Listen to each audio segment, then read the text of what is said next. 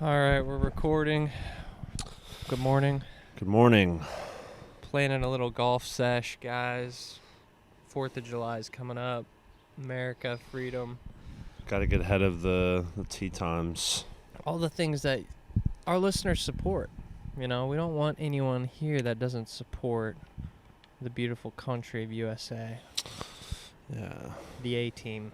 The A-team. Get the hell out. Yeah. Get out. Oh, yeah. Pride Month, how are you celebrating? I'm celebrating that's almost over. Me too, man. Yeah, I mean, you'd think that, having Pride Month and Men's Mental Health Month on the same month would be a little contradictory. It's like, Yeah. I think... Maybe it's intentional. They want men's mental health to be at the bottom of the totem pole. Pride Month go up. They want mental health down, so then they turn pride, and they're at up. Turn pride up. Turn pride.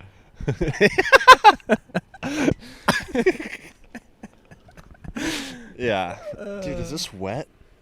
The sprinkler system was going a little hard, But yeah, no one gave a shit that it was Men's Mental Health Month.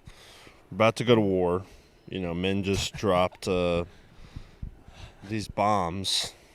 Drove 36 miles, flew 36 miles to Iran from Missouri. Missouri. Yeah. Apparently they went the opposite direction of Iran. There was like some 7 bombers that went out, and it was a decoy mission where some went that way, the others went that way, and it was a covert operation. Yeah. Successful operation. Yeah, Pete Hegseth, I mean, he was kind of laughing at these folks who were, I mean, it's... They basically bombed the uranium enrichment sites in Iran to prevent them from getting nuclear capabilities. Yeah, and every president before... Take it or leave it. Biden, Obama, Bush, Clinton, fucking Hillary even was saying this stuff. Like, we don't want Iran to have, nuclear weapon capabilities. It's like, and they clearly we don't want them because their government says death to America. Yeah. Hey, maybe it's a good idea to prevent them from making nukes. Seems I don't really understand why that's, like, controversial. When I think everyone wants to avoid war. Yes. But they've been fucking pushing us through this Russia-Ukraine war, which, where's that conversation now? Doesn't seem like that's been... Burner. Yeah, it's like... There's so much of this bullshit stuff going on that, if we're actually going to send tactical operations to Iran, fuck it. Let's go. Gee. Let's go. Come on. See, I think we need to pump the brakes, all right? We just nuked bombed their nuke sites, all right? They don't have those capabilities. We're good right now. And I think the problem comes because the Iranian people are good people. It's just like when some of them are. Probably most of them are. Yeah. And it's the radical Islamists that want death to America, that believe in Sharia law. Those people are the bad people. But not all Iranians are like that. Yeah. So I think we need to remind ourselves when we talk about these countries, it's like it's not their people. Their people are oppressed. They have a dictator. Yeah. So it's not their people. There are people that like that.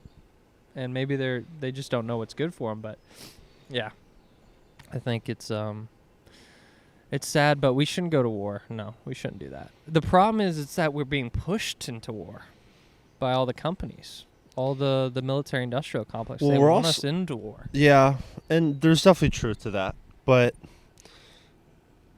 I think we talked a few weeks back about strength and peace through strength. Peace through strength. Yes. And what do you do when you have these oppressors who won't stop at anything? They're going to continue chanting death to America. They're going to continue trying to send people over to our country to kill our American citizens. At what point do you just have to be like, all right, motherfucker? Like, you're poking the bear. You're poking the apex predator. Yeah. And you're saying, what are you going to do about it? And for the longest time, we've been just taking it. I think, like, I'm done. the conspiracy theory would be that's exactly what these companies, the But government... who are these companies? Talking about like Lockheed Martin? You talking about Raytheon, Halliburton, all the companies that are military companies, right? So basically the other side of the coin would be they want something like that to happen, just like 9/11 happened. After 9/11 happened, everyone was like, yeah, let's freaking go over there and wreck. Let's go freaking kill the terrorists. Yeah, but they... Yeah, and I guess And you then have to look at all that from a... You have to look at all that from a historical context to really understand, you know, how important a moment like that was. But they attacked... Huh? Have you ever been there? They attacked the mecca of the United States, our American culture. I mean, New York City. And now they got that Zohran Muhammad guy who's... I think he won. He did. He did win? Yeah, pretty sure. Yeah, I mean, New York... And he's I'm not going to New York City ever. He's a socialist. Yeah, He wants to decriminalize prostitution, all these things. It's going to be chaotic there. I mean, people are going to be getting mugged, and They probably want that there, though. That's what they like. it's almost too far gone. Like, they're going to have to understand what socialism and Marxism and communism looks like. Yeah, I haven't been to California, but I almost think, is California worse than New York? Because New York kind of gets away with it. Because it's just like there's so much there, and it's buildings and things are happening, business. California just... I don't know. I've only had a few weeks in California, so my experience there is pretty short. Same thing with New York City, you know. Yeah. Everyone... I was in the sauna, actually, the other day, and there was these older gentlemen who were talking, and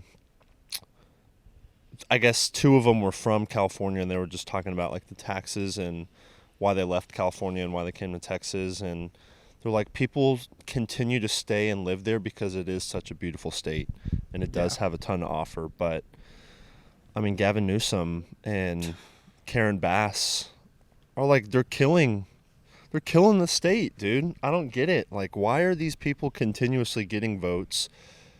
All these empty promises, these high-speed railways that they were supposed to build, ending homelessness, you know, $100 billion later.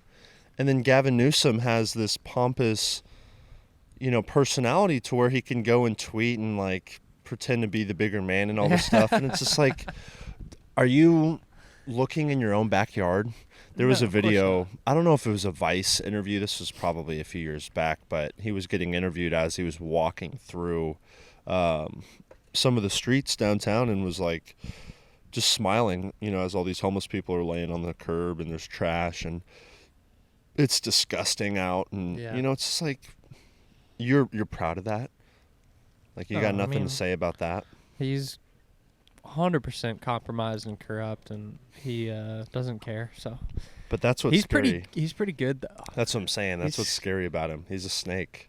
He's a snake in the grass. Very charismatic, good looking, healthy. You know, he's not obese. Yeah. And that's probably, there's some psychology to that, just by him being not 500 pounds and gross looking, as to like, oh yeah, I can vote for him. He's successful in what he's doing, be it good or bad. It's definitely bad, but he's successful. We'll see what happens in the next election. I think he's coming in hot on the Democratic Party. Little Mr. Cuban. Mark Cuban? Yeah, I heard he's running. I heard Stephen A. Smith is running. No. He basically sounds like a Republican. Stephen A. Smith, all the things he believes in. He's irrelevant to me. Completely irrelevant. I think he would do really good in the debates. No, he wouldn't. Dude, he debates for a living. He yells for a living. Okay. All right, LeBron, touchy subject. No. I'd rather have Colin Cowherd as president. Yeah, me too. Or Scott Van Pelt. What about Big Perk? No. No.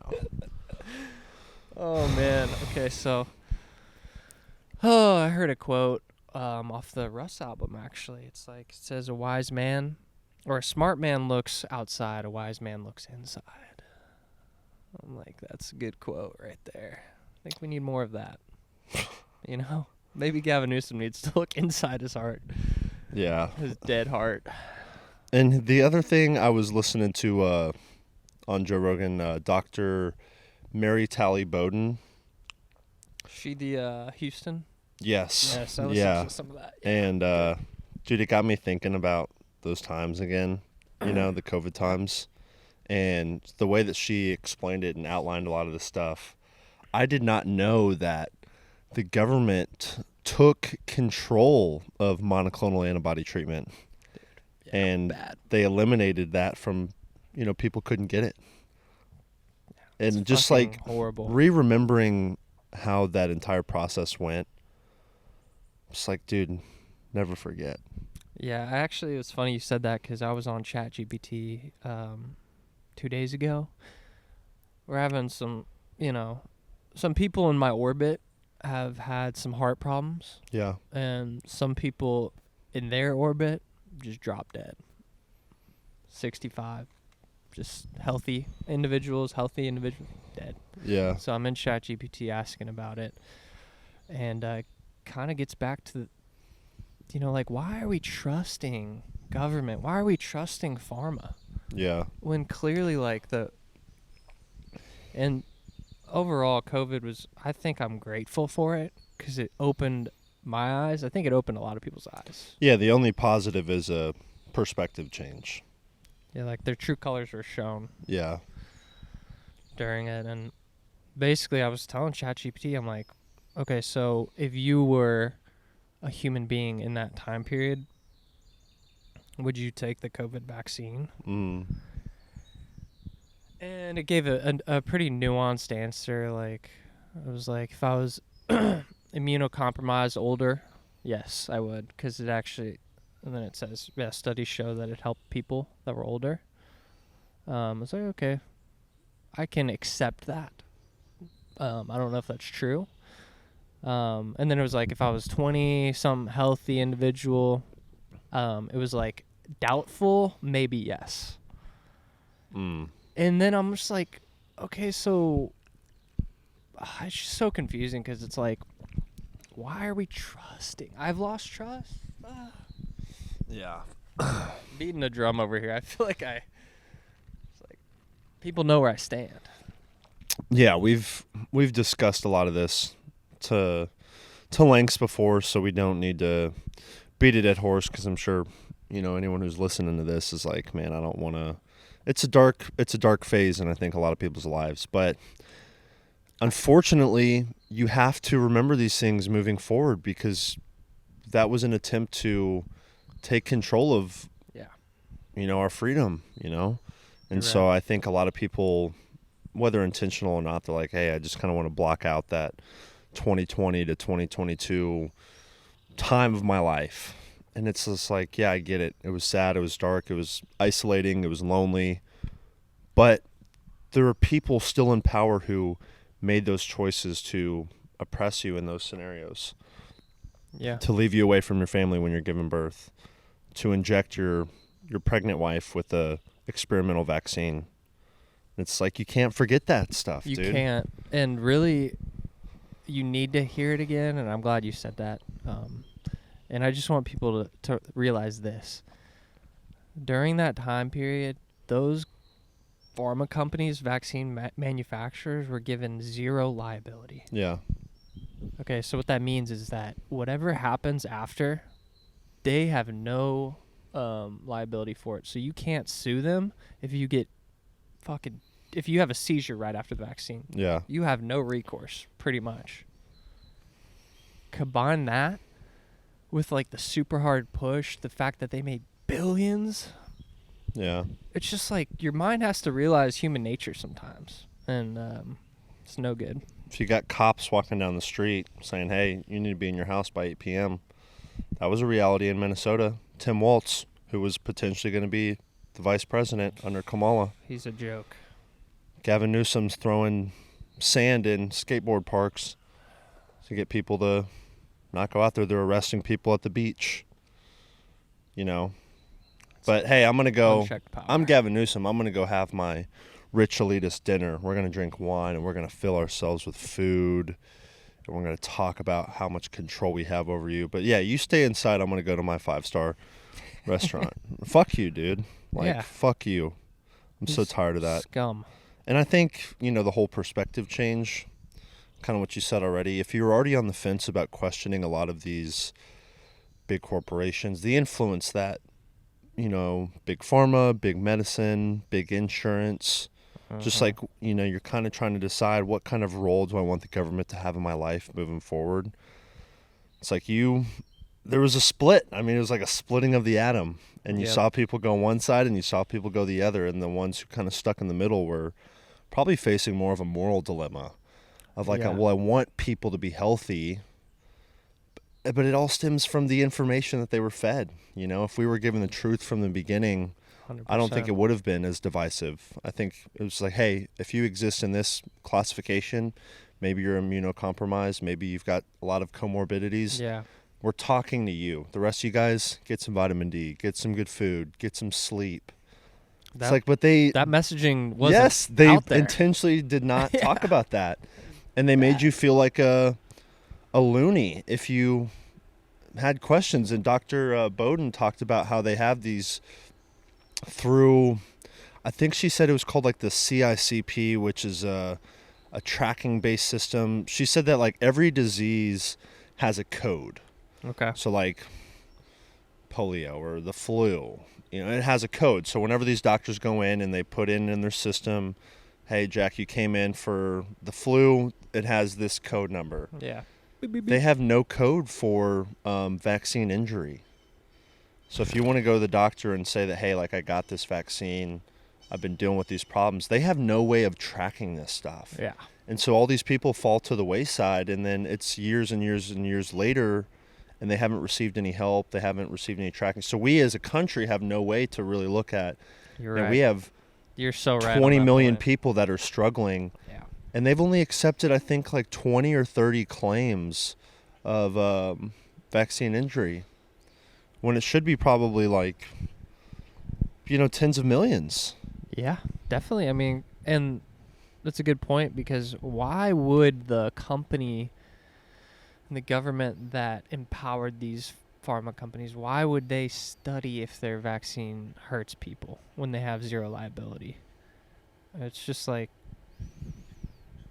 it doesn't make sense. No. Like, why would we go out of our way to figure out if, this is actually hurting people? It's just, they're not incentivized to do that. And it's bad. It's bad. Like, you can't trust, you almost have to like how is corruption just like, how can you prevent corruption? Like, do we know how to do that? Yeah, I mean, I think it has to be starting with full transparency. Oh, yeah. So we're never getting that. Yeah, we're never getting that. So, yeah, I don't know. I think this makes me think like, okay, we're going to run into this issue coming up. It's like, okay, corruption is just inevitable with human nature. And when big money's involved, like, people compromise their morals, they'll turn the blind eye. Let's use AI. Let's let AI decide, because AI is unbiased, and we can rely on it. AI is it's not a god. Unbiased. It's a god. It's gonna happen. It's not unbiased though. It's not. You're right.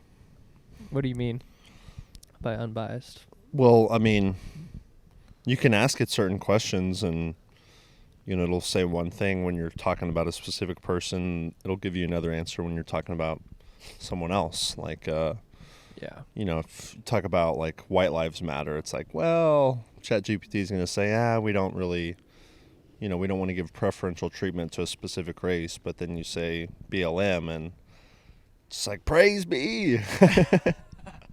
Yeah, because it's just scraping all the info on the internet. Yeah. And the internet is mainstream.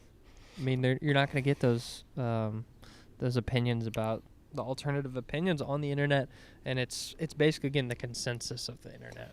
Yeah. So it's not God. It's not one say all be all type thing. Did you go see the new Mission Impossible? No. Is it That'd AI be- involved? Yeah. It's called The Entity. Oh, God. And it's pretty much like the end of the world. Yeah. Because it starts taking over. Yeah, it hacks in every big country's nuclear weapons, and it's going to launch a war, and it's controlling all the information, and it's learning. And so I felt like that was kind of like a ironic. I'm watching this movie, and I don't want to give a spoiler because fantastic movie. Tom Cruise, one of the best actors. This is really good. But I'm watching this movie, and I'm like, fuck, dude, that's really similar to what's going on right now. And then I kind of thought back on a lot of his movies, and yeah, you could argue that, okay, these are somewhat simple. Like save the Yeah, world. save the world from a terrorist. Stop Okay, the yeah, that's bomb. pretty simple. But, a lot of these things are probably very detailed. Chemical warfare, biowarfare, That's what they say. Is AI, like, nuclear takeover. yeah. And so it's like, maybe going back to the whole idea of silent disclosure of, are some of these things put in media and entertainment in Hollywood to desensitize? So whenever it does happen, it's like, well, I've seen that before, so I'm not as shocked. Yeah. Versus there's it's that the theory. first time and you're like, holy crap, like, how could something like this ever happen? It's tricky because, yeah, I've heard of that too. People call it karmic retribution too, where I've it's never like, heard that. basically the idea is that, okay, there's all these people pulling the strings and they're doing these bad things, but to do it, they have to tell you about it Yeah. for their karma. I don't know if that makes sense, but so maybe putting it out there into the universe. I think about that one movie that the Obamas directed. Leave the world behind. Yeah, where it's like cyber attack, like chaos, and then it's like they show up at the white guy's house and he's got a shotgun. It's like, oh, he's the Kevin bad guy. Bacon. Yeah. Yeah. He's the smart guy, and that's Yeah. true. And yeah, we would go into savagery if the grid went down. That's like, yeah, maybe we'll see what happens. But yeah, I love Tom Cruise though. He's good. You'd be, you know that video where he's talking about the Ritalin and Adderall, and he's like, Yeah, that was "You don't on know what this is." Good Morning America with Yeah. Matt Lauer. Yeah, Yes, he just dude. Fuck goes Matt in. Lauer. Matt Lauer got in trouble for all the Me Too stuff too. He got canceled. Yeah, put him under. But yeah, tell Under us the a gulag. little bit about. We need to share that link to that clip because I think it's really interesting. He's like, And this is probably early 2000s maybe. yeah, and we might have talked about it before, but Tom Cruise is telling Matt Lauer, like, look, like, these drugs are so close to methamphetamine, and we're giving all our kids this. This changes your brain. Yeah. It's big time. And Matt Lauer's playing it off. Maybe he's their company or is sponsored by Farm. Probably is. Yeah. That's He's just like downplaying it. Yeah, and Tom Cruise is making a stand and saying, no, this is not good that our kids are on meth. Yeah. Like, no, yes, we want our kids to be worker bees. Yeah. Fall And in line. he's clearly educated on it, and Matt Lauer's not. And it's just kind of, phony. And so, yeah, it's kind of interesting. I wonder what. Tom Cruise has probably seen a lot, Scientology, dude. Just like, maybe there's I something mean, to all the it. Top Gun movies. I mean, he can fly a jet. He's got his license. Oh, something about the Top Gun movie. Apparently, on the fighter jet in the Top Gun, the newest one, they have a Taiwan flag, and China went crazy about it. They didn't show it in China. They were like, take this down. Really? And I think if they did show it, they removed the Taiwan flag. In the new Top Gun? Yep. Like it just He had in a quick scene? He had like a Taiwan patch. Tom Cruise did. Oh, really? Yeah. And Is that... that's a no-no for China. Yeah, what was the... Like, that was a part of the movie, or Tom Cruise decided that he wanted that patch on his uniform? I don't know exactly, but I just heard that on Sean Ryan that China... Because I listened to Eric Prince and Eric Bethel talk about Taiwan. Oh, Eric Prince is so good. Yeah, how strategic Taiwan is. And they make all the super chips, Yeah. semiconductor chips and all that. If anyone doesn't know who Eric Prince is, He's the one actually making the decisions. He's a good dude, man. He's the CEO and founder of BlackRock? Blackwater, yeah. Military company. Military contractors. It's like these guys, like, I think what makes me feel better about America is like these high-level operators, these guys are actually like thinking about like these tough problems. Yeah. It's not just all the fucking blue-haired loonies we see on they have social no media. say. I mean, they'll get the left-leaning politicians and all that, but yeah, they're crazy. Yeah. Got some topics. Okay, so Caitlin there's Clark. a chemtrail. Yep, they're cloud seeding today, I guess. Yeah. Okay, so it's a beautiful. Like, what is that? It's a beautiful day right now. Very clear blue skies. We've got multiple streaks of chemtrails coming down. In a few hours, dude, it's going to be gray. Like, can we learn about... Do they teach that in science class? Like, why is a cloud a diagonal line through the sky? Yeah. That makes zero sense. I know Sean Ryan just had this younger guy on who works in, like, weather manipulation. I saw a clip from I need to watch that and learn more about this stuff. Too, yeah. But yeah, if you ever look up in the sky and you see these streaks, just like it was a plane, that's weather manipulation. There's no reason that should be like that. So what's like the glass half full outlook on what that is? Like, is there a reason why they're doing this? I don't even know. Is it to prevent global warming? I don't know. Those clouds are cool, though. All right, go ahead. All right, topic. So, Indiana Fever played Dallas Wings last night, I think. Oh, yeah. Caitlin Clark didn't play. She was injured. Good thing I almost bought tickets to that. Yeah, well, people are pissed. I had a buddy that spent, I think, $270 a ticket to be a few rows back. Yeah. I just looked at his Instagram. He took a picture with Mark Cuban. Was he pissed off? Yeah, dude, I wouldn't. Well, I don't know. I didn't know that Caitlin Clark didn't play. How can you, like, but I would be that? pissed. It's like, yeah, I would be pissed, too. The only reason I'm coming to this game is to see Caitlin Clark. Yeah. And Paige Bueckers. She's good. And I'm sure ticket prices weren't necessarily adjusted. I mean, I wonder if it was like a game time decision, too.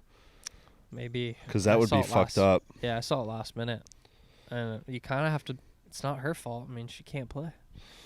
Yeah. Like, it just sucks. It does suck. Who won? No clue. Don't care. I got to see who won that Paige game. Bueckers becomes youngest WNBA player to reach 200 points, 550 assists. Where is the hype for Paige Bueckers? It's growing. It's growing. The Fever won. What was the final score? 94-86. Okay. So Fever won without Caitlin Clark. It's pretty impressive. That Kelsey Mitchell, that number 0, that point guard for the Fever, we were watching the highlights of the other day. She had 32. Damn. Good for her. So she's balling. Balling out. Is she the one that tackled the girl after CC got pushed? No, that was Sophie Cunningham. She had 5 points. All she needs to do is get on that court, though. Paige Bueckers had 27. Yeah. The Chicago Sky played, and they lost. Angel Reese. You don't need 17 points, discuss. 18 rebounds. 7 offensive rebounds. She needs to get back to the twerking. Get Yeah. back on that twerk. That clapping. Clap, clap. Okay. Another in basketball news, Kyrie Irving turns down 1 year, $42 million player option and signs a 3-year, $119 million extension with the Mavericks. Good to see Kyrie sign that. Basically, he went from he would have had 1 year, 42 into 39, 38 million a year for 3 years. So, and coming off an ACL tear. That's probably going to be his last contract, you think? He's been in the league for a while. Yeah, he came after Steph, I think. So he might be 34. I bet he's At got least 11 years, probably. Yeah, smaller guard. We'll see. We'll see what he does. But it reminded me of that clip when he tore his ACL, where he's at the free throw line and he's just saying, "Thank you, God." Like he's at the free throw line saying that after he tears his ACL. Yeah. And I just think that's a huge moment because despite like something catastrophic happening, like he chooses to be grateful. Yeah. And that's like the type of person Kyrie is, and I think he's a great role model. He was also, I mean, yeah, he was under fire for a long time too. Yep. During the whole COVID time. Yeah, because he didn't want to get a freaking vaccine. he's a free thinker. Jeez, dude. Yeah. God forbid someone thinks for themselves. Yeah. Yeah. Fall in line, soldier.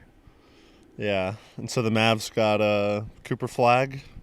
Oh, yeah, the draft. Cooper Flag. Yeah, we got to do a little bit of draft talk because we need to talk a little bit about the NBA sports media and just how freaking terrible. And ESPN, I want to Disney. Yeah. Woke. So the Ace Bailey thing first. So Ace Bailey, top prospect from Rutgers University in New Jersey, really talented basketball player. Kevin Durant comp. Yeah. And young guy. I think he's probably, 19, 18? Yeah, young dude. I think the average age of the NBA players this year getting drafted were like 19 years and 300 days. So these guys can't even buy alcohol yet. And they're making crazy. millions of dollars, which is wild. Tens of millions. And so, he's got his camp. He's got his people around him, his agent, his family, whatever. And he's like, you know what? We're not going to do any workouts for any team. And I'm going to give you a list of the teams that I want to be drafted by. And I think Really? it was Washington, the Brooklyn. Pelicans, and Brooklyn. And didn't get drafted by them. Did not want to go to the Utah Jazz. Gets drafted by the Utah Jazz. Fourth And overall pick. It's weird, man. It's like this should be, the biggest day in these guys' careers at that moment. And so you'd think, man, regardless of who I get drafted by, I'm going to be really pumped just for the next opportunity. Yeah.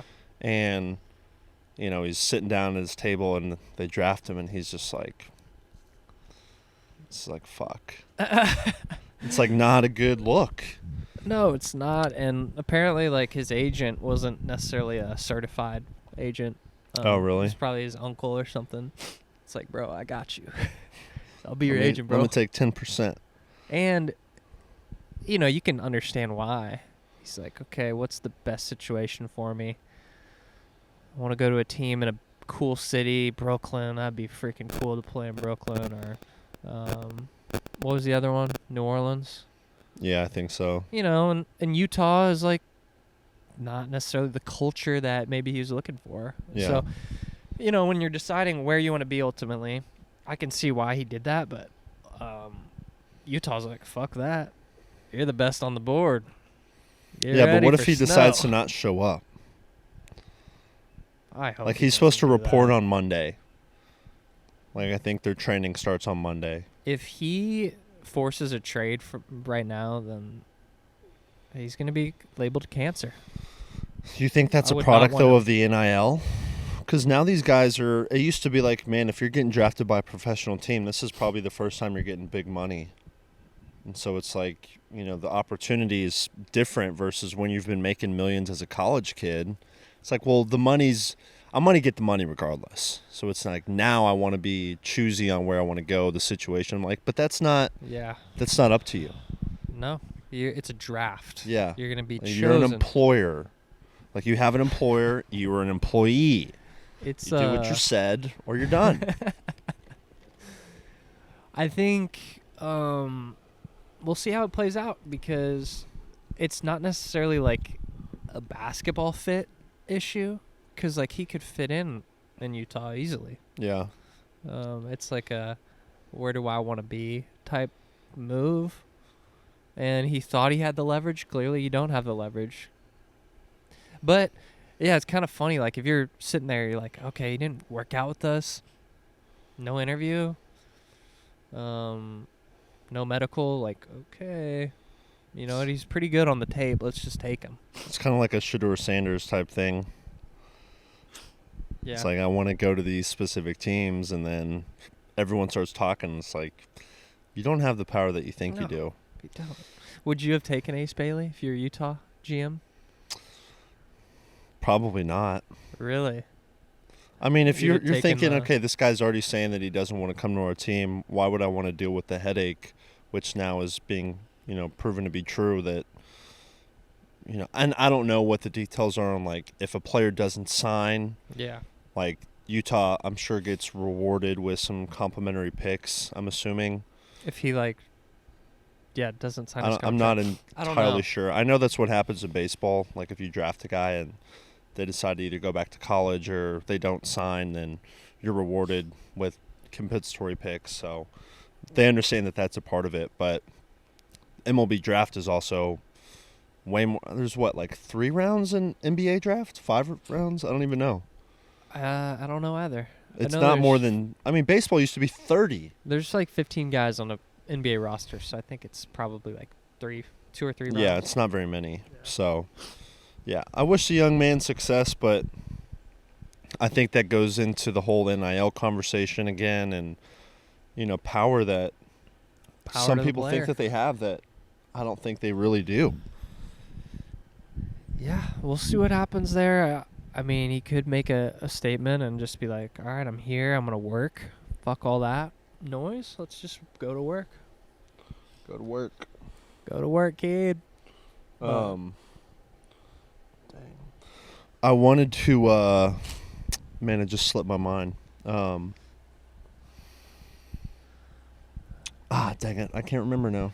Well, I've It'll got come some back. stuff. Let me get a sip of my Dunkin' Donuts iced coffee. Yeah. Those girls at Dunkin' held it down today.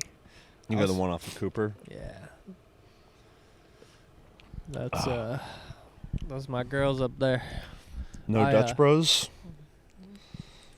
I was going to Dutch a lot, and then I'm like, I really got a lot of mucus activity after drinking the protein coffee. So Yeah. I just wanted iced coffee this time. I didn't want protein coffee. Yeah, I don't think that lot protein cheaper. coffee tastes very good. No, it's more about just the protein, the macros. It's definitely a little bit more expensive as well. Definitely. Let's see. The total for the order was $777. 777? I think they consider that like angel numbers. I see 333 a lot. Really? Yeah. That's good. Is it? It's better than 666. It's Nikola Tesla. Yeah, I do see a lot of angel numbers. Dude, I need to tell that story about the crow. That's what I'm going to look into. Let's do it. Oh, yeah. Tell it, or I'm going to look up what it means on The chat. omen of the crow. So, yesterday, going to the store, I'm walking into the store before work. And I'm not afraid of birds. I got nothing against birds. And I'm walking into the store in the parking lot of a Kroger. And all of a sudden, behind me, I'm probably 20 yards from the entrance. So I'm not underneath any awning. I'm out in the open parking lot. And all of a sudden, this crow swoops down and probably goes right over my left shoulder. I'm telling you, fast. And it wasn't it was right on me. Did you let out a... Nah, I kept walking. So it goes by me, and then it, flies up to the top of the Kroger building. It's staring down at me. Oh, damn. So then I leave. I go in. I get my stuff. I'm on my way out. Probably in the same spot. Walking to my car now. I think it's the same bird. Yeah. Same thing. Comes down, swoops, Dude. and goes straight over my shoulder again, and then goes into this tree and is now just looking at me. And I was like, that's kind of weird. I almost got pulled over the other day. So I feel like there's some things, energy fields taking place, and I was like, Yeah, could be. my thing was, I don't know, I feel like a black crow. It usually symbolizes death. Is that what it says? It basically says, crows have long been seen as messengers or omens in many cultures. Change or transition could signal a shift or transformation coming in your life. That could be true. Could be true. Warning or protection. Repeated encounters sometimes be interpreted as a warning or a nudge to be cautious or aware of your surroundings. Spiritual messengers. It also has a natural explanation, but we don't want to listen to that. Yeah, we want the supernatural. So there's a We territorial. want the metaphysical. Were you carrying food? I had a little thing of feta cheese. And problem solved. I mean, but no, they can't It's a- smell that. It's through. Hey. It's in container. I don't know about their. But yeah, I thought it was kind olfactory. of odd. I'd never had an interaction like that with a crow before. So I was like, what is this telling me? And so, yeah, I would agree with that. There are some transformative things going on in my life right now, some new opportunities being presented, Yeah. a shift. You know, I think I do. Ironically, the things that I'm looking into would require me to be more cautious, would require me to be more observational, aware of my surroundings. So, taking it as a good sign. Yep. Next step, get a crow tattoo on your neck. No. Are Are you afraid of birds? Because I know I got a few friends that are afraid of birds. I've had a bird attack me once. Really? Yeah, I was in Belize and we were riding our bikes down this dirt road, and luckily I was wearing a hat, but I was just driving, and then a bird just hits me right in the head. I'm like, what the fuck happened? And I'm looking around, and there's birds flying. I'm like, and every time I would have to go down that road. Every time I went down that road, I was like cautious. And it just pecked your head? Yep. Kind of hurt. But it was territorial. I looked What up. kind of bird I was saw it? some shit bird. I don't know. But yeah, I looked up, saw its baby nest in the And light then pole. you threw a rock at it. Yeah. And executed its kid in front of it. tied the bird to a post and executed its family. Yeah. You tied a string to its claw and you had it on the trail of your bike. Let his friends know. No, we're But not animal abusers. I did also have like this time when I was in Belize the second time around where I would be going to the basketball gym. And it was on this highway, and there was this light post, and there was like 6-7 vultures. Oh, yeah. Big. Vultures are nasty, dude. And they're just sitting there like watching, and big too. Yeah. And I was like, fuck, if that comes down, Yeah, they're that could scary. really hurt me. There's this park in Nashville that I would go to all the time. It's called Shelby Park in East. And it's kind of right next to the lake. Or they had, not a lake necessarily, but they had a larger pond region that people would be fishing in and stuff. It was really beautiful. And they had this huge, it wasn't a cell phone tower. It was like an electrical tower. Yeah. And they also had an old, like, railway. And so they had these big, huge, like, rail things and whatnot. And, dude, you'd be walking through, you could smell these birds. Before you even see them, you could smell them. And then you would turn a corner, and, dude, I'm telling you, 100 vultures in this, like, just sitting on top of this electrical thing. And, you know, all the feathers are down on the ground. And it's just squawking. like, yeah, I mean, dude, these things would, if 100 of them came at you, like, they're tearing you up. Yeah, you're done. They're scavengers. Yeah, that's They're true. nasty birds, so. That's scary, actually. I wonder if you can kill them. Like, if you could shoot a vulture. Yeah, probably. I mean, Yeah. maybe it's not legal, but Yeah. But you'll see a lot of them, you know, roadkill and whatnot. But yeah, there's some nasty freaking birds. Yeah, they are scavengers, right? Yeah. They'll eat the dead bodies of other things. Yeah, they want it when it's nice and musty.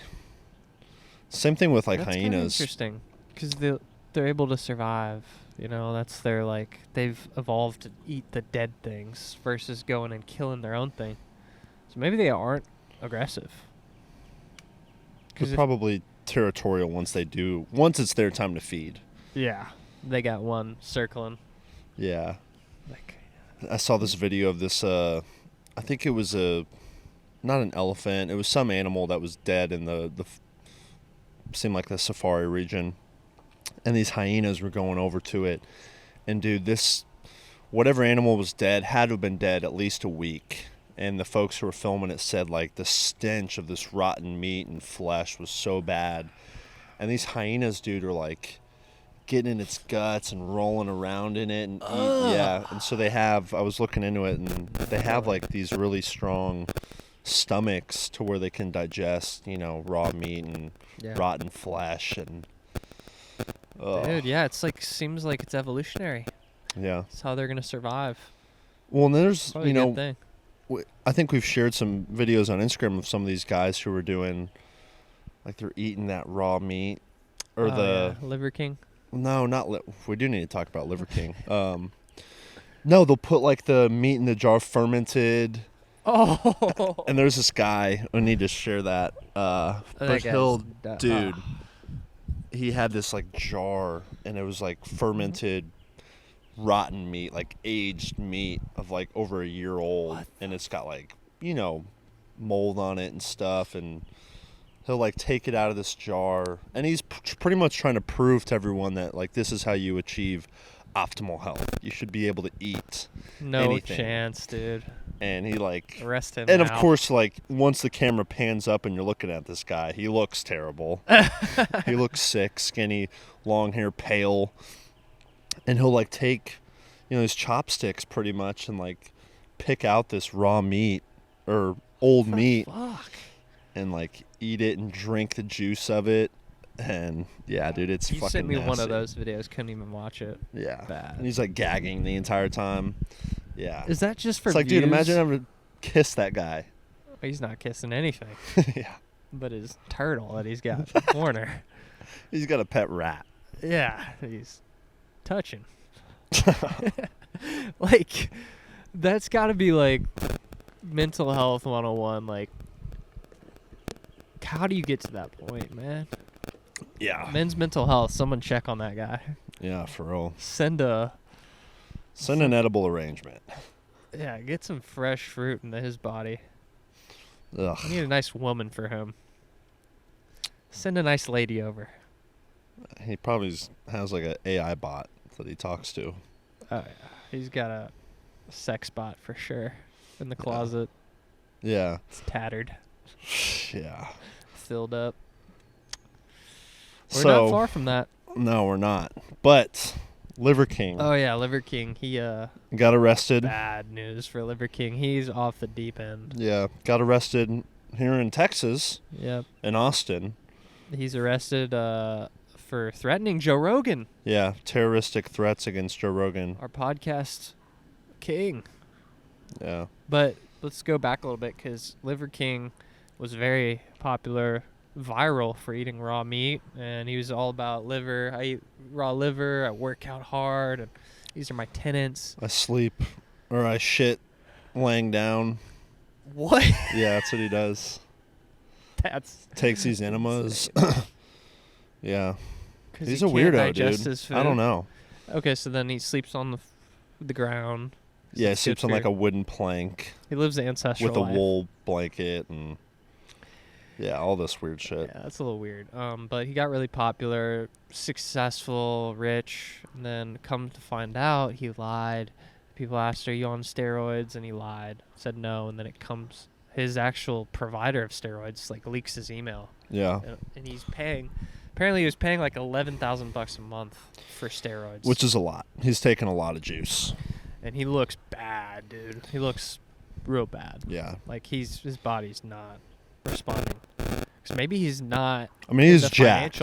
Yeah, he's big, but maybe he's not in the financial position to pay for that steroids. So now he's like dark market steroids.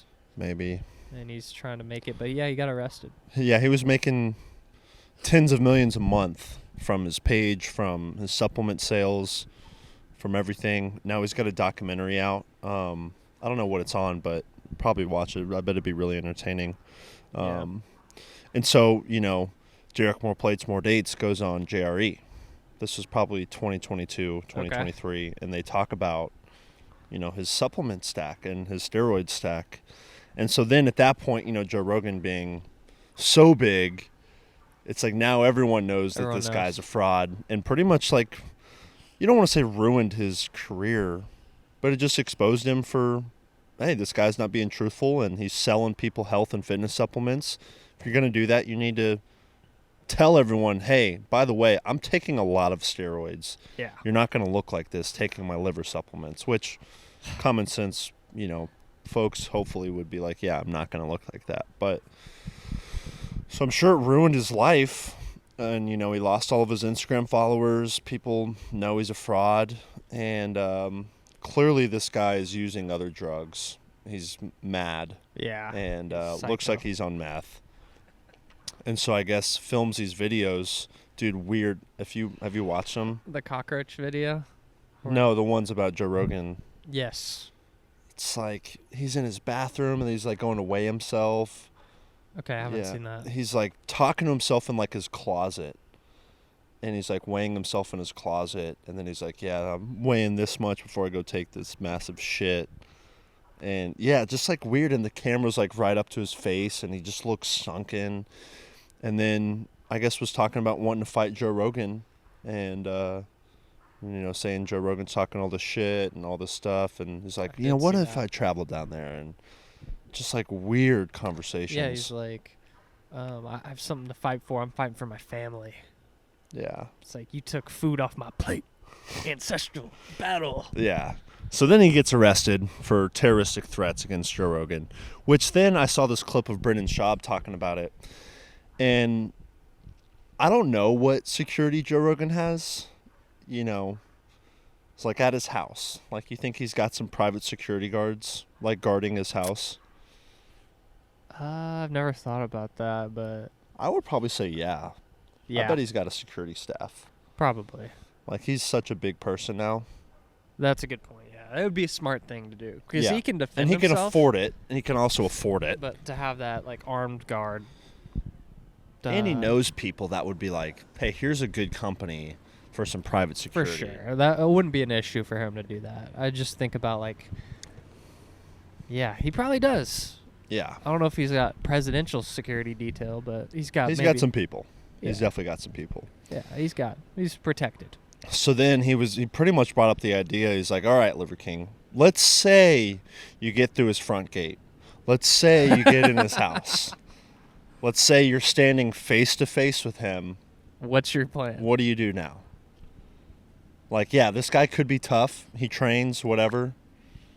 But Joe Rogan is what? He's a black belt in Taekwondo. Jiu-jitsu. Black belt in Jiu-Jitsu. Jacked. Works out all the time. He's jacked. Yeah. He's got the kick that would split nuclear fission. Yeah. Yeah. It's like he would fuck him up, dude. Yeah. I mean... That's like the big guy, the bodybuilder versus the jiu-jitsu athlete. The Navy SEAL type guy. I just think... Well, yeah. Yeah, well, it's just bad, and I think he would shoot him. I don't even think he would try to fight him. I think he just wants to kill him. I don't think it would be like, all right, man to man. I think it's like... Joe Rogan can shoot, too. No, I'm not saying, like, that would be, like... Obviously, this is a made-up situation. He's not going to get through the front door. Yeah. And all this stuff. And I think, PBD kind of talked about this, and we talked about the Provocative documentary about that guy I was telling you yesterday. Oh, that you wanted to watch. Crazy show, and he was, like, on the rise. I need to look up his name, but show was, like, millions of views and all this stuff. And he wanted to keep that high going, keep that trajectory of fame and attention going.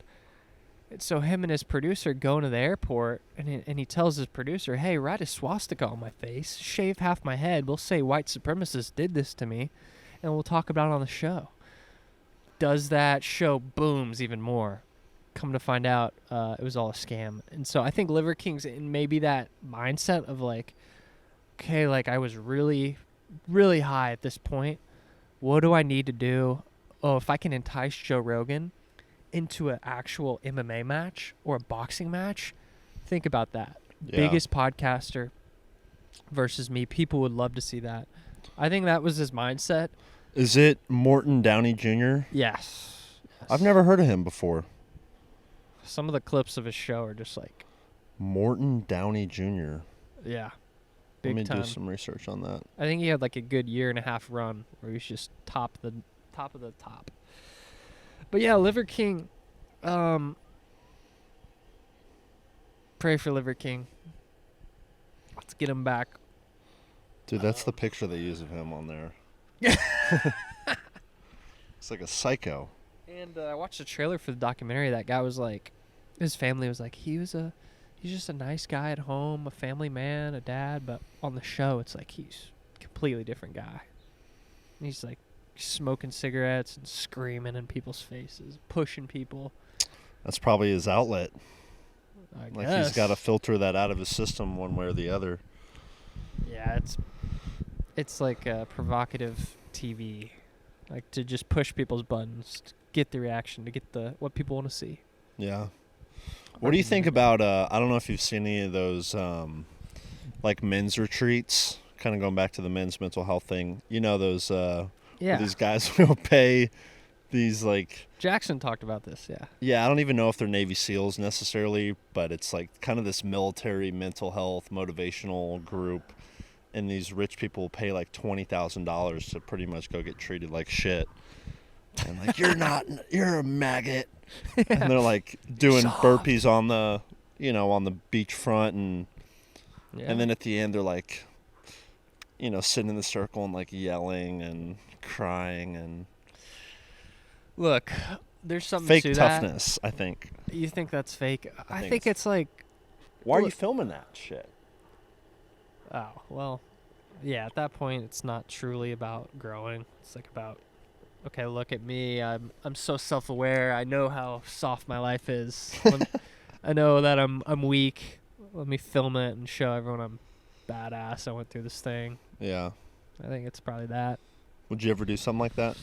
I think there's value to it. Yeah. I think there's value to like being put through something difficult.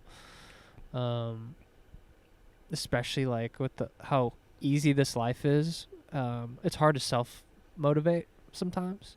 So I think like, all right, fuck it. I'm signing up for half marathon. Fuck it. I'll do it. Day comes around, I'll be ready. It's like pushing yourself. Like, okay, I'm gonna sign up for a jiu-jitsu class. Like, I know it's scary, or I know, but I know that it's gonna help me. Yeah. So I'm signing up for it. So, like Kyle Lewis, he's doing the Ironman. Yeah, those are tough. Absolutely insane. Like, what is that? 2.5 mile swim. Yeah, I don't know if the types of races vary, but I know it's a pretty physically demanding thing to go through. Yeah, I think that's good to have a challenge. I mean, would you ever do something like that? An Ironman? Yeah, or like go to a Navy SEAL boot camp. I definitely would like to. Yeah, I think it would be a good experience. I think it'd be, you'd probably figure out where you're at. Maybe in terms of like how far are you willing to push yourself in the face of adversity. Yeah. I probably wouldn't pay for it. I mean, I wouldn't pay $20,000 to go somewhere. It's crazy. But yeah, it would be nice to have like a network of some folks that are into stuff like that. And it's like, hey, let's go on this retreat, or hey, let's go hunt and hike and camp for 2 weeks. Like, I would prefer that versus like, hey, I'm gonna put you through hell and turn you into insomnia and like. And that I don't think that would serve me as much as just the other side would. Like, I'd much rather be with Cameron Haynes than I would David Goggins, maybe. Yeah. If that makes sense. No, that makes sense. Even though there's a lot of overlap with both of those guys. Definitely. I think hiking and going camping would be really good. I did that like 5 years ago. We hiked, camped in Colorado, and then climbed a mountain. Yeah. Life-changing stuff. I would love to do that again. Yeah. And we could find the right guy to help us out, get us up on the mountain. And it's just beautiful out there. It's serene. Being with nature. It's good stuff. Yeah. My allergies are killing me. Really? Almost an hour. I had a point I was going to say. Well, it was, I wanted to share this. So on Wednesday, no, it was Thursday morning, I went to work a little early to do some work on the computer, and they have this, it's called the Aurora Club. And so it's like for retired folks, 65 plus, 70 plus. It's kind of like just like an older community thing. And so they do every Tuesday, Thursday, they do coffee in the gym, and they play games and socialize. And so I'm sitting down at this round table, and I forgot that was taking place. And so it's like 9:45, and people start coming in. They start sitting down to my right, and there's plenty of seating. Okay. And so I'm sitting in this one chair. It's like probably 6 other chairs around me. And then all of a sudden, I got my headphones in. I'm doing work on my computer. And then all of a sudden, these, older gentlemen start coming and sitting down at my table. Okay. Just for some extra space. And so one guy sits here, the other guy sits there, and then so now I'm like taking out my headphones. I want to talk to them and whatnot. And they're all probably 75. One of them, his name was Bill. He was 88. Wow. And they're all wearing their veteran hats, with all their pins, all their ribbons and stuff. Yeah. Vic, who was sitting to my left, had his purple heart hat on. Wow. And so just true American heroes. And we just started talking about war stories. Really? Yeah. And I don't know how it got brought up exactly. I think they kind of initiated the conversation. They were talking about being in Germany and all these things back in the 70s, Holy Vietnam shit. War. So we just started sharing. They just started sharing stories, and I was just listening and asking questions and stuff. And wow, it makes you think, dude. Like, we got into the conversation about like Agent Orange. Oh yeah. And you're kind of looking at these guys, and you're like, man, like, what have you seen with your eyes, and what experiences have you been through? And they kind of seemed discouraged about the future. Really? And they all said, like, if they called them and said, like, hey, we need you back, they would do it. Let's go, man. They were just willing to lay their life down, to protect the country and protect their community.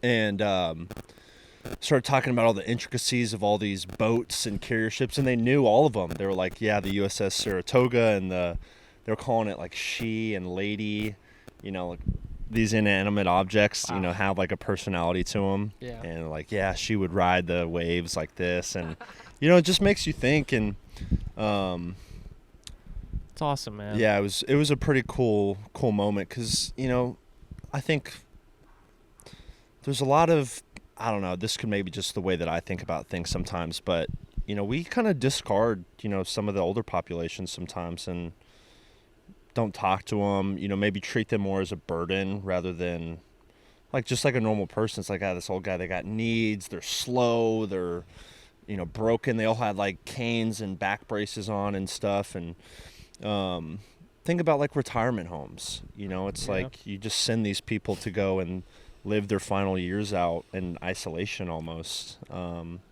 with maybe people who are abusing them or Hopefully just like not treating them like human beings, Yeah. It's That's like, tricky. yeah. It's tricky because, like, sometimes that's a good thing. Like, if you send someone who it's like is staying at your house, and like your dad or something, and he's getting out of the house, doesn't know where he's at, getting in the car. It's like, and then you got to go to work. Okay, so we need some care for him. So it's kind of like not all bad with that stuff, but why do you think? Because that's like an American culture thing. Like you look at a lot of like Asian culture, and it's like a huge. Yeah, that's true. It's a huge responsibility Yeah. to take care of your parents or your grandparents. It's like they're going to live with you. They're going to be a part of that. Because I feel like there's Definitely. better ways that we could have these folks still be involved in our society and have an important role. And I feel like one that would create a much better quality of life. Yeah. I remember when a lot of this is kind of a weird connection, but, with some of the school shooting stuff, and they were talking about getting, former military, former police, leaders of a community who want to go and protect these schools. And it's like that would be a perfect role for An older guy. who's, and, we see it with the cross guards. You remember when we were in elementary 100%. school? It's like, it'd be your 65-year-old grandpa, Yeah. who's got nothing else to do, and he just wants to be involved and take care of kids, and he's going to stand there and stop the cars and Play a role. Important role. It's like, I think that's huge. yeah, we need to have that, and I've always had this mindset. Old people have so much wisdom, yeah, like if you think about it, it's like, all right, we're 20, 25, 30, so these people have been on earth for 60 more years than you. Like, think about, or probably 50 years, 40 years, whatever it is. Like, they have so much life experience they could impart on you. yeah, And you got to humble yourself thinking that you know everything. And I've thought about that too a little bit when I'm at the gym and I see old people. But I'm just like, these guys are probably lifting like how we are back in the day. yeah, And they see us and like, dang, I missed that. And they're maybe doing their elliptical or whatever it is, doing their lightweight stuff.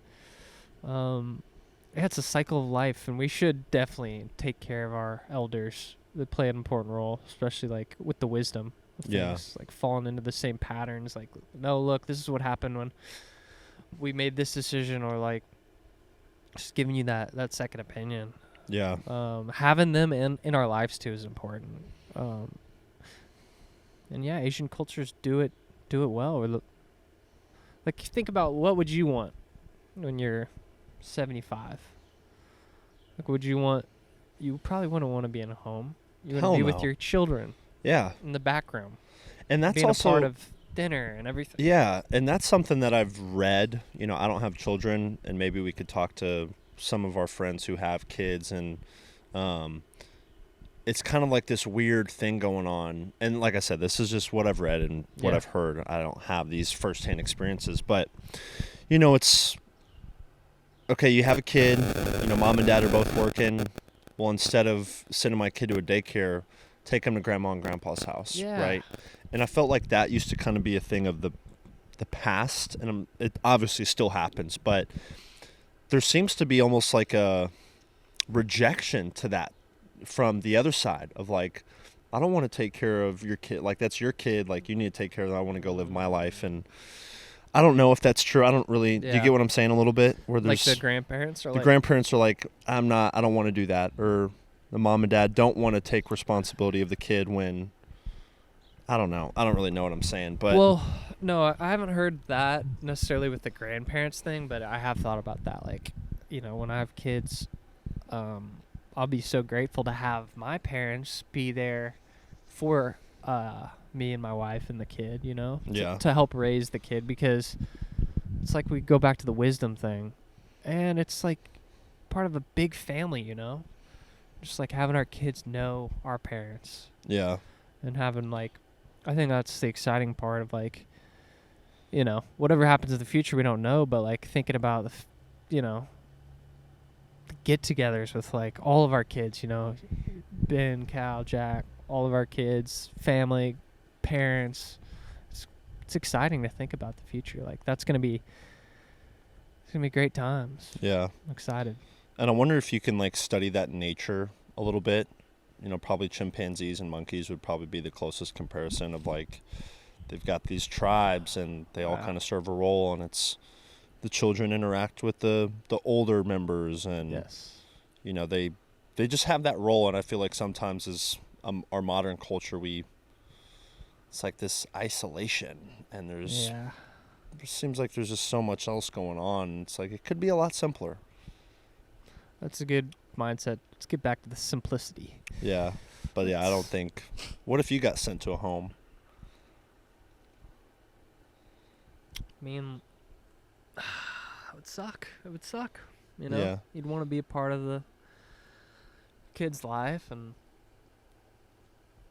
you just hope you're all there at that point. Like, you don't lose your mind. Yeah, because I see so many old folks at the gym, and I'm glad that Aurora thing exists, because it's like they need social interaction too. And I think that sometimes we 100%. Assume that like, well, you're old, just go play your bingo and go play your chess and go to bed at 4. Yeah. It's just like, you kind of just like feel like their life isn't as important as they get older. And but it still is. It still is, because dude, these people are life. Yeah, and I sat down with this other gentleman the other day who I think he was 78. He just joined the gym, and he was telling me about his life story a little bit, and his wife passed away 2 years ago, and he ended up having a heart attack like 3 months after his wife died. And he told me, is like, it was, Jeez. I can improve on my health, but I think that was more of like an emotional heart attack than it was a physical. And I'm kind of looking at this guy. He lives by himself. He's got his dogs. It's kind of a struggle for him to get up and get moving, and he can walk for maybe 30 minutes before he's like really tired. And I felt like he was lonely a little bit. And I'm like, I was really glad he joined the gym and telling him about, a lot of these programs that we have. And I was like, hey man, like even on the days where you're tired and you may not come up here and get on the treadmill for 30 minutes, come up here and talk to someone. Yeah. Like, we got plenty of people around who want to talk and want to chat and want to be social. And I think that's another great thing that comes from the gym. Yeah. You just get to talk to people. Yeah. And it's just like, what you hitting today? Nice. You watch, it's just like. Yeah, community. Yeah, small talk doesn't always have to just be small. Like, you can still, that same guy you see in the gym every morning, what you kind of thought about on Friday. It's Friday morning, you go in, there's 10 or 15 people there at 5 in the morning, and it's like, yeah, it's just nice having presence of other people, the human interaction, I agree. And Cody kind of talked about this where like he's like, why am I always head down in the gym? Yeah. Like, why can't I go say hi to someone? And I've been in that mindset too, and I'm kind of grateful for the guy who came up to me, because now I see him in the gym, I ask him what's up, how's it going, and he'd be cool to have on the podcast. He went to Montana, and he's like advocating for Native American tribes and going on the reservation. Oh, wow. Doing shit like that. Yeah, I told him about the podcast, and maybe we get him on. He's the same guy who asked me about like the workout plan. Oh, yeah. He's a cool dude. He played football at one point, but yeah, there was another guy Friday. I was like, he's probably my age, probably younger. I was like, man, I should just go up to him and be like, what's up, man? What's your name? Like, what are you doing today? I wanted to give him props. So I'm like, yeah. dude. It's like, I see a younger guy in the gym. I'm like, dude, you're in here, no one else is? Like, good shit, man. It's good to see you. It's inspirational. Yeah. And we can rely on each other more in there. But I think isolation is a death sentence for sure. It is, yeah. Especially for someone that old. It's like his wife passed. Like, shit, dude. He's just watching TV all day. Not good. Isolation's not good, no matter what. But I did have this, on Wednesday, I had this client that I was training with, and the gym was pretty empty, and this big guy came in, really big, overweight dude, and he was working out, and I hadn't seen him before, so I knew he was probably pretty new. And it was like good to see him in there. I could tell he was kind of like looking around, trying to figure out like where he stood and what he wanted to do. And so I finished training with my female client, and so we were talking, and she's like, you know what, like I want to go tell that guy good job. And so I was sitting there, and I was like, yeah, go say hello or whatever. And so I saw her walk over, and he was working on some like tricep thing, and she went over and like tapped him, and I could see him like take his headphones off, and I don't know what she said exactly, but she just like, hey, great job type thing. And I love that. Yeah, it was just quick, and because some people go in there a lot of the times, and it's like, fuck, dude, like they don't want to be there. And that could have been the day where they sat in their car for like 30 minutes. Yep. Being like, I do not want to go in. And then they go in, and then someone has a conversation, a positive interaction. Oh, yeah. And that's like... boost them. Now it's like, okay, what if I go back and I see that person again? Or I don't go back and they're wondering where I'm at, And I feel like we need more of that. And that's kind of a weird thing with everyone being so self-centered in the gym. It's like everyone's got their headphones in. Everyone's got their scowl. They're looking in the mirror, kind of what Cody said. It's like... You're kind of posing up, you're peacocking a little bit. Yeah. And you don't always have to be that intense. True. I think that's a good reminder. Yeah, because I get in the gym too, and I'm kind of like focused intensity. But yeah, I could do a better job for sure. Yeah. And too, it's like you have the potential to impact someone's life. We all have the potential to improve a situation or scenario based on like a good interaction. So that's changing lives here on the podcast. Yeah. Get some good wisdom. You take the you're like, huh? You put it back in, huh? What'd you say? Yeah. There's that, what's that guy's name? We've seen that video on Instagram. He's like sitting down on the bench and about to get going and, huh? And he's like, no, when the headphones going back in, that's your sign to shut up. Yeah. But How many more sets you got? yeah. Using that? So, is that you, right? Is that your stuff? You done? Yeah, there's a lot of nonverbal communication in the gym. There is a lot of nonverbal. I mean, yeah, is it like eye contact in the gym? Is that too aggressive? No. I mean, I think body language is probably a little bit more important. Yeah. Yeah. I mean, I think what you said is good. Like, good community gym.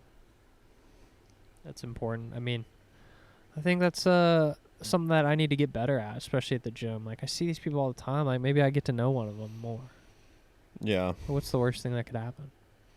And that's kind of I feel like that's somewhat of a theme in a lot of these, like, self-help books and things to improve someone's, I think a bird just shit right behind you. Oh, I think it's just a piece of... Oh. But it's like, go talk to strangers, you know. It's like, how many stranger interactions can you have in a day? Yeah.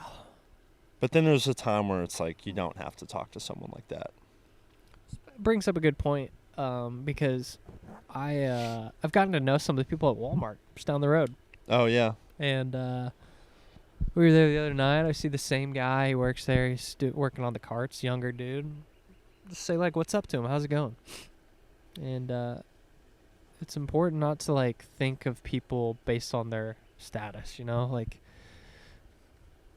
no one's better than a person because of their work. You know, we're all humans. We're all made in the image of God, you know? And so it's like, even like the guy who's doing the cashier stuff, I got to talking to him. We were talking about tattoos, and just a nice dude, man. And it makes it pleasurable. Yeah. You go into a place and it's just smooth. Like, you say hello to the same people, you say what's up, knuckles to some guys, and it feels good. Yeah. I think it goes back into, like, being a regular somewhere. Yeah. Like, it's nice to kind of have, like, a home base where you walk in, it feels comfortable. It's like, you know, I know where I'm sitting. I know the bartenders. I know the servers. I know the cashier. Yeah. I know the guy checking people in at the front. It's like, yeah, those are really positive interactions, and it's... They'll check on you. Yeah, it's nice to find some commonality because, you know, the more often you see those types of people, it's like you can kind of tell when someone's doing good or maybe they're not doing so good. Yeah, you can rely on people. It's like, oh, where's Ben? Where's Ben today? He hasn't shown up. Someone send a text. Yeah. Send a flyer. I haven't seen him in a week. Yeah. I remember when I was training, dude, if I didn't see people for a few days, I'd be like... Is he all right? Yeah, it's like, if something happened, I'd text him but hey, man, like, haven't seen you in the gym. Like, everything good? Going through a... Yeah. Tough time. Trying to get back in it. So, all right. Been busy. I'll see you tomorrow. It's kind of accountability too. Yeah. And I get some of that through work too. Like, some of the people that I work with, it's just like, it's important to have these conversations, to check on people. And it's every moment can be important. Yeah. It doesn't have to be a waste of time. Do you think that's kind of, you know, while we're talking about this, the whole idea of, like, remote working, you know? Oh, I hate it. Like, that's not good either. Horrible. It's like you're forcing people to be bound to their computers to do meetings and Zooms, and it's gross. it's like, man, that would be freaking soul crushing. It's like, hey, I'm gonna sit in my little cubicle. In my underwear. Yeah, and my robe. I'm never gonna get ready for the day. And they say how good that is for mental health to, like, go out and go to the grocery store. Yeah. like how good it is to have a task and to go complete that and to go out in the world, and how that can just be a great way to get yourself out of a rut. It's like, hey, go to the store and get something. Yeah. Wake up, do your laundry. It's like stacking those tasks builds momentum. Yeah. You're like, okay, like I'm feeling actually pretty good about myself. Like, it's not hopeless, you know? Yeah. I don't have to fall back on like this bad pattern that I'm in. I can get out of this rut just by doing menial tasks, and then the momentum builds. But yeah, remote work, times that I've worked from home, I am not productive at all. Yeah. Not productive at all. There's so many more distractions. But yeah, getting up, getting dressed. Yeah. I think that's a big thing, like presenting yourself in a nice way. I'm going to brush my teeth. I'm going to shower. I'm going to get my hair the way I want to. I'm going to look in the mirror, and you're the man. You're the man. Yeah. Give yourself the finger guns. Yeah. Just like, Yeah. Yeah, it's good. It's good to get dressed. Jordan Peterson talks about that too, with like making your bed. Yeah. And I've gone through phases where I'm not cleaning my room, like, and I think it's a reflection of like where my mind's at the time. Yeah. It's like my mind is like my room. Is it organized or is it disorganized? Like, what's affecting my life that I can't take care of the things I need to be thorough.